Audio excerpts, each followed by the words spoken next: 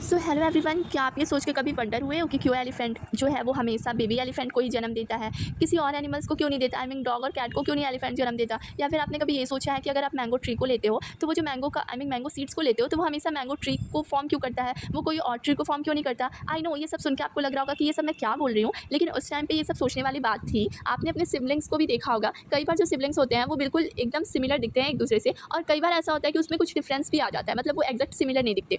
तो देखो यही होता है जेनेटिक्स, मतलब these are the several related question are deal with scientifically in the branch of biology known as genetics. ठीक है, तो जेनेटिक्स इसे कहते हैं। देखो जेनेटिक्स समझने से पहले तुम ये समझ लो कि इनहेरिटेंस और वेरिएशन क्या होता है। तो देखो inheritance is the process by which the characters are pass from parents to their progeny.